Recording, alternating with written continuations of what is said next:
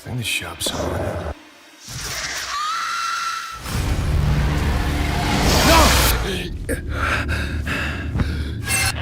Haunted. Adam, don't be ridiculous. This is exactly the exaggeration I warned you about. It's a store. Shelves, walls, fluorescent lights. If you insist on treating delusions like folklore, then we're wasting these sessions. Do you understand, Adam? Do you ever think of me as a person, or just a case study? Why should I still trust you, Doctor? You don't need to trust me to get better, Adam. You just need to be obedient. Not again.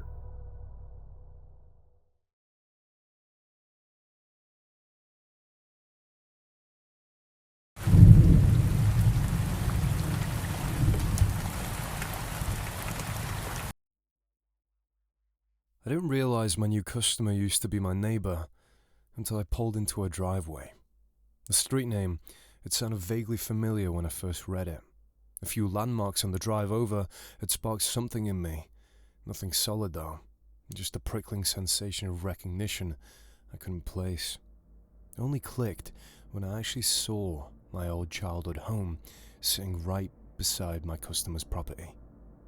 And it was strange that it took me that long, that I hadn't recognized anything when I put the address into Google Maps.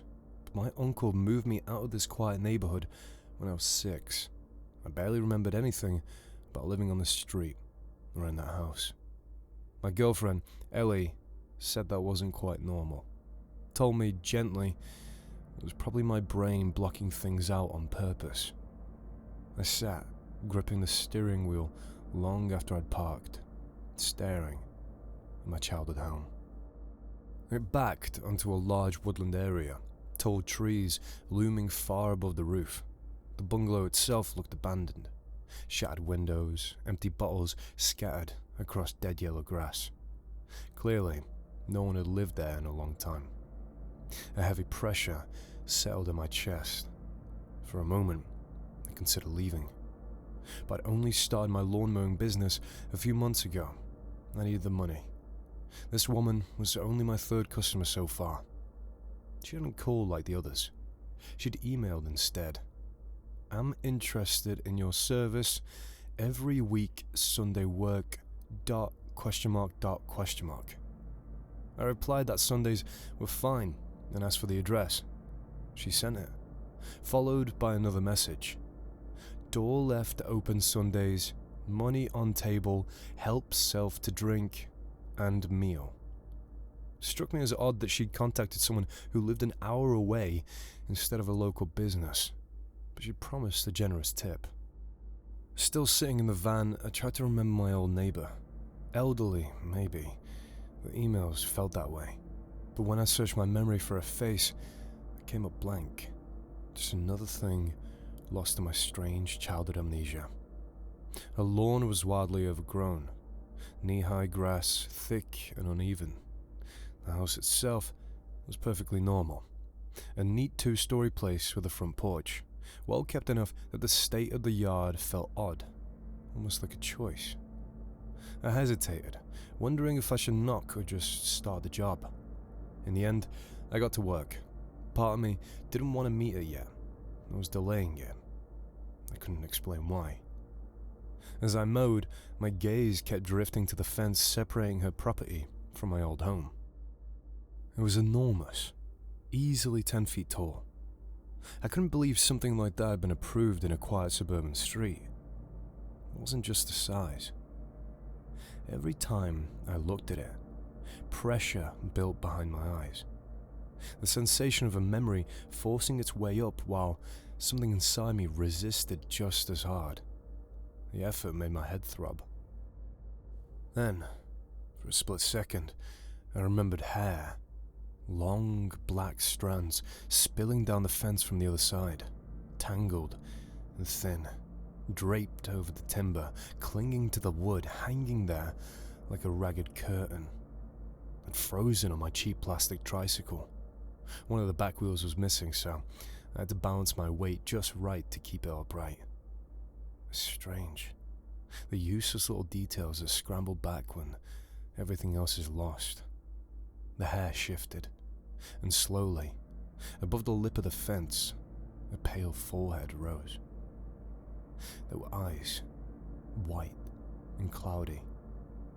I only saw them for a moment, but I knew immediately who they were peeking down at.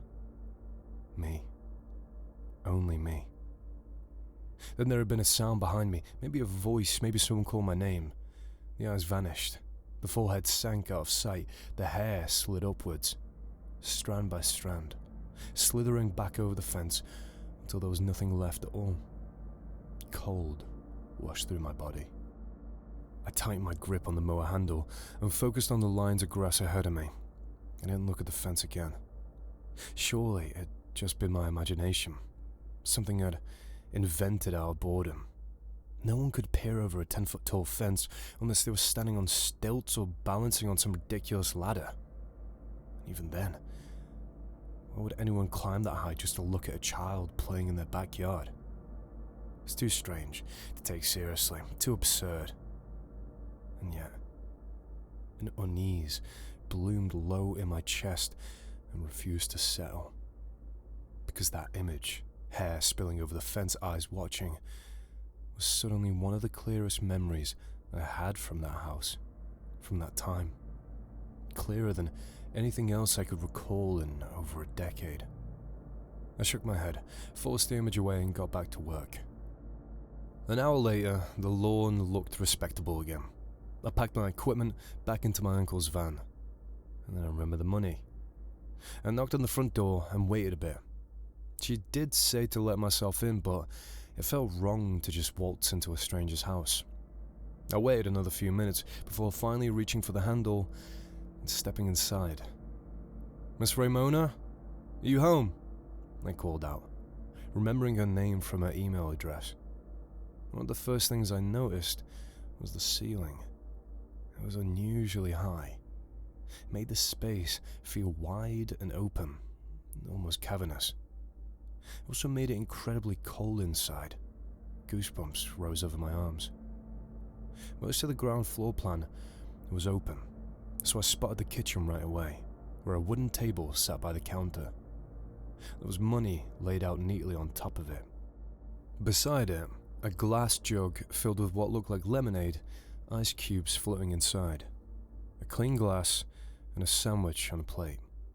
She did say to help myself, but still I hesitated.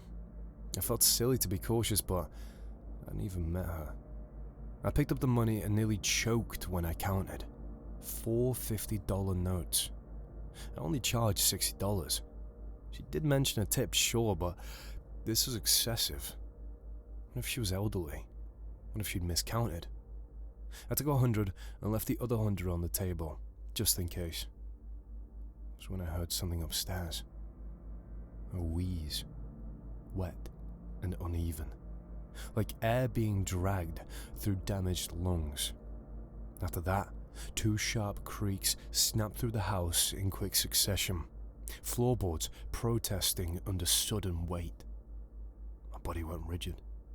Someone was definitely home. I stared at the staircase. "Hello?" My voice rang too loud in the open space. "Miss Ramona?" I edged closer to the stairs despite myself, my heart beginning to pound. The noises replayed in my head. What had made them? Had she fallen? Was she hurt? If she was elderly, I told myself I should check. That was the decent thing to do. But another part of me was screaming to leave. The feeling was sudden and absolute, like stepping into a place you were never meant to enter. Like bait. After a moment, I turned back to the table and picked up the sandwich so it wouldn't seem rude, my hands clumsy and shaking, and then I got out. When I drive home, I sat in the van for a long time with the engine off. The sandwich rested on the passenger seat. Eventually, I opened the bread. Inside was butter and raw red meat. I swallowed, then noticed something else threaded through it. I pinched it between my fingers and pulled. A single hair slid free, dark, absurdly long. I told my girlfriend what happened, but left out the part about the strange memory. Ellie laughed. "You're scared of a little old granny?" "I don't know if she's a granny," I said. "Never met this woman. She could be a man for all I know." "Are you sure?" "You said she was your old neighbour," she said, her eyes soft but insistent. That gentle look she always got when she was trying to probe something about my childhood. "Are you sure you don't remember anything?" That long black hair entered my mind again. At that moment, I remembered something else. I remembered a single strand had caught in the fence, drifting in the breeze until it detached and floated down to my 6-year-old self. I remember plucking it from the air, and then playing with it carefully so it wouldn't snap. I had wrapped it around my arm, amazed I could coil almost the entire length of my little forearm, like linen around an Egyptian mummy. I shook my head at Ellie's question and told her about the inedible sandwich instead. Ellie laughed again, shaking her head. "Poor old woman has dementia, probably." A week later, I went back. I didn't want to, but Ellie had made me realize I was being ridiculous. And the money mattered. If we ever wanted to move out of my uncle's house, we needed it. My stomach churned the whole drive. Before I even started the mower, my eyes went to the fence again. I remembered long, curling fingers reaching over the top. And once more, I remembered seeing half a face peering down at me. Just eyes at a forehead visible above the timber, watching. I reluctantly went inside to collect my payment. This time, she left $300 on the table. Beside it, a note, the handwriting thin and spidery. "Take all money. Why no drink?" My gaze drifted to the jug of lemonade. I filled a glass, intending to pour half of it down the sink to make it look like I'd had some. Instead, for some reason I couldn't explain, I took a sip. It was cold, sweet, good. After that, the memories returned, stronger than ever. I had a dream that night. A dream about food being thrown over an enormous fence. Sometimes it was a roast chicken, still warm inside a plastic bag, juices sloshing against the sides. Other times, it was a whole chicken, raw, feathers still clinging to pale skin. Sometimes it was fresh fruit in a cracked plastic container. Other times it was rotting apples and a thick slab of heavy red meat. I remembered the hunger. I remember setting up a blanket over the bushes beside the fence. A small hidden nest where I could crouch and store what I was given. I remembered eating like an animal, devouring whatever was edible before anyone could find me. I remembered my scalp itching constantly. Lice. Multiplying, biting, crawling, with no one bothering to stop them. A whole kingdom of parasites living freely in my hair. I remembered the hand. It slipped through the narrow gap between the fence and the bushes, where I sat with my back pressed against the timber, rustling the spindly branches. The hand was enormous, but gentle. One long finger brushed the tangled hair out of my face. The itching faded. I stared up and saw nothing but the endless length of a thin, grey arm, disappearing over the fence. I remember wrapping my small hands around the enormous finger and holding tight, crying into it. Then I remembered an angry voice coming from somewhere. The finger wriggled gently until I released it, and then the hand vanished. The arm withdrew. When I looked back up, only a faint wisp of dark hair was visible above the fence line. Someone tore the blanket away from my hiding place. They yelled, screamed in disgust. I was sitting on a hoard of food. A lot of it was rotting. There were flies. There were maggots. Hands grabbed my arm and dragged me out of the bushes and away from the massive fence so hard I thought my bone would snap. "Stop," I screamed. The third time I went back to mow Ramona's lawn, I did not hesitate. Something had begun to clarify itself inside me, like an image slowly coming into focus, and I knew I needed to speak with her. Ramona, finally.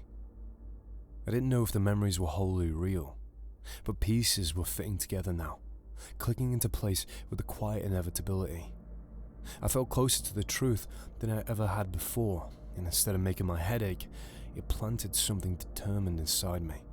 Something that refused to be quiet any longer. I thought maybe my neighbour had been a sweet old granny who babysat me sometimes. Maybe she fed me. Maybe she took care of me. Maybe she read me stories. Maybe this was the only way my memories were able to return, disguised as something else, something not quite real, but threaded through with truth. As I started the lawnmower this time, I didn't look away from the fence. I remembered the humming, a low, steady hum, as I lay hidden in the bushes beside the fence.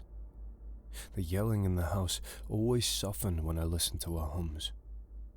I remembered being lifted so high I could see over the roof of my house. I remembered being placed on a sturdy tree branch in the forest and being given a dead fox. I remembered biting into the furry flesh, feeling warm blood dribble down my cheeks. I remembered sitting in a cocoon of warmth, high above the ground, watching the stars blink into existence. I remembered running to my hiding place between the fence and the bushes, shaking, starving, sick with fear. I remembered someone chasing me. "Henry, you get back here right now, you little shit," she screamed. She caught my arm and wrenched me around. "Mummy, stop," I sobbed. "Don't hurt me again." I remember my mother freezing, and I remembered something brushing the back of my neck, light and familiar, like long strands of hair. My mother gasped, staring at something above us. Terror caved into her face. I looked up, then the fingers came. They wrapped around my mother's body and lifted her up, up, up. She was screaming as she went, so I called out, "It's okay, Mummy. She's just taking you to see the stars." It was a deafening crunch, and her screaming stopped. I saw something fly across the sky like a meteor, disappearing into the forest. Hands closed around me. It was so warm when they lifted me, gentle, careful, cocooning me as I shook and clung to the heat. I rose high enough to see over the roof of my house, just like all those other times. I finally remembered seeing her face. The image was clear now, unblurred, impossible to look away from. She was pale and gaunt, her lips stretched too wide across her skull. But her eyes, they were dark, but they were warm. "Did Mummy like seeing the stars?" I asked her. She hummed. My hands shook. I didn't turn the lawnmower off. I walked towards her house on numb legs, the sound of the engine fading into something distant, barely there. The front door was open, as it always was. I climbed the staircase slowly. A low groan echoed from above, stretching and deepening as I went.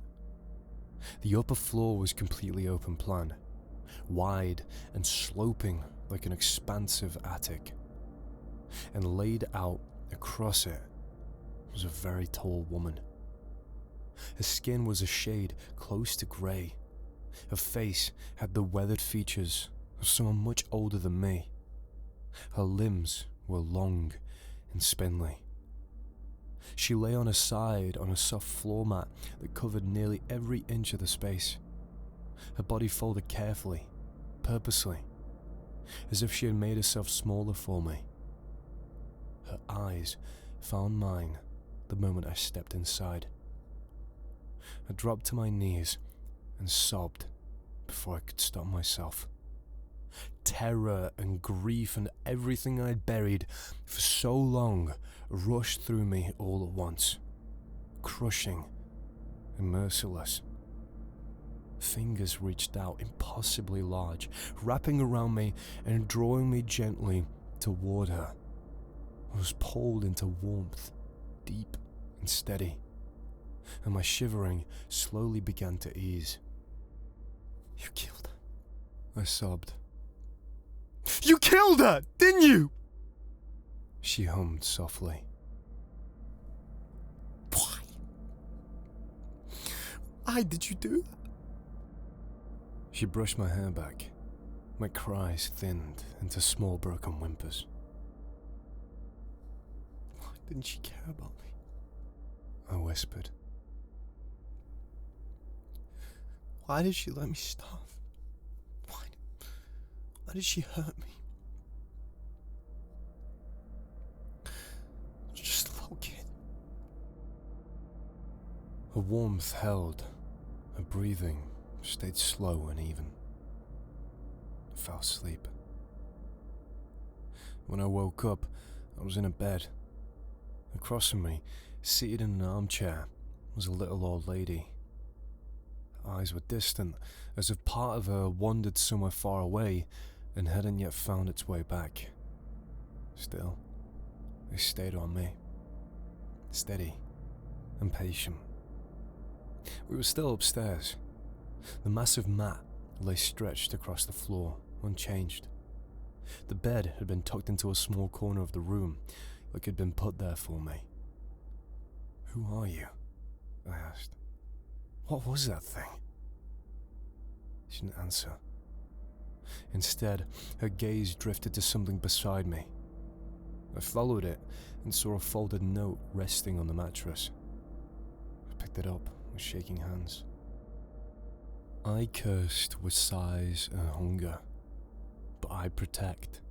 Sweet little boy, cold and hungry. I carry you to the stars, where she not reach. Lost myself when I took her, but she not hurt you anymore. Forgive me, please. When I drove home, I finally asked my uncle to tell me the truth. I'd always known something horrible happened to my mother, but there were details surrounding events that deep down, I think I never wanted to learn. But I felt stronger now. I was ready. He showed me the pictures first. They were of me as a little boy. My hair was long and scraggly. I wore dirty clothes that were torn at the seams. My body was mapped with bruises and cuts and burn marks. There wasn't much to know in the end, except the fact that my mother was a monster. And when she was found in the woods one day, half eaten, a case that would quickly be declared as an animal attack, people called it karma after they learned what she did to me. I continued to visit Ramona. I brushed her hair and cared for her when she was a little old granny. I laid down and listened to her hums when she was something else. I wrote all this down because, unlike my mother, Ramona deserves to be remembered. I could never tell anyone about her. It would have hurt her or killed her. But I needed someone to know. Ramona may have been a beast, but it wasn't her fault. Even when she lost control, it all came down to an instinct to protect. When she was dying, I fell asleep, holding her large hand. And when I woke up, there was nothing. She was gone. Even though she doesn't live there anymore, even though the house is no longer occupied, I still go back to mow her lawn. And sometimes, when the lawn is done, I linger until the night swallows the sky. When I focus on the constellations, it almost feels like I'm rising. slowly, above the roof of the house.